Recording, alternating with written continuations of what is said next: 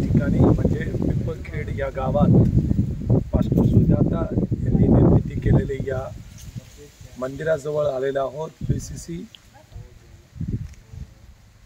Pune Christian काउन्सिलची team, सर्व committee members या ठिकाणी आम्ही उपस्थित झालो आणि पाहत असता चर्चचे अनेक नुकसान करण्यात आलं आहे।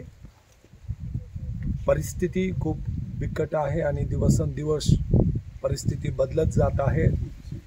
आमचं भारत देशामध्ये संविधानाने दिलेल्या अधिकाराचं अंमलबजावणी न होता दादागिरी करणारे काही लोकांमुळे आज धार्मिक भावना दुखावल्या जात आहे। इथं कोणत्याही प्रकारचे धर्मांतरण हा विषय नसता, फक्त पास्टर सुजाता व त्यांची टीम फक्त या ठिकाणी प्रार्थना करत आहे। प्रार्थना करणं गुन्हा नाही, प्रार्थना कोणी कुठेही करू शकतात, पण या प्रकारे येऊन सर्व वस्तू तोडफोड करून, चर्चमधले वस्तू तोडफोड करून, वरचे क्रॉस तोडून आणि जे जेवण बनवलं तर तेही इथं फेकून टाकलं। सर्व इथं असून पडून आहे, अन्नधान्य देखील फेकून टाकलं। ही परिस्थिती आणि ही बाब ही चांगलं नाही।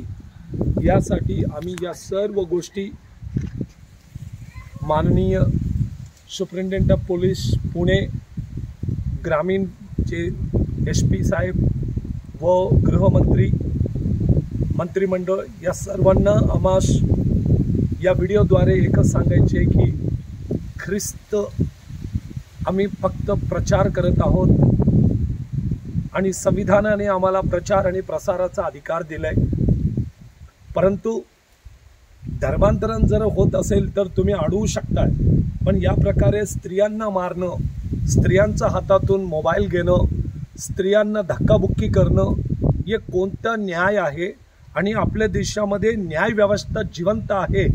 या गोष्टीला जर आम्हाला मान्य करायचं आहे तर ज्या लोकांनी या गोष्टी केले त्यांना ताबडतोब अरेस्ट करा आणि त्यांच्यावर कारवाई करा, असं मी ख्रिश्चन काउन्सिल तर्फे आज सरकारला बोलू इच्छितो की लवकरात लवकर यांच्यावर कारवाई करावं। अन्यथा पुणे ग्रामीण SP साहेबांच्या ऑफिस समोर खूप मोठं आंदोलन घेण्यात येईल, याची या ठिकाणी आम्ही जाहीर घोषणा करतो। इथंच थांबतो। जय हिंद, जय महाराष्ट्र, जय ख्रिस्त।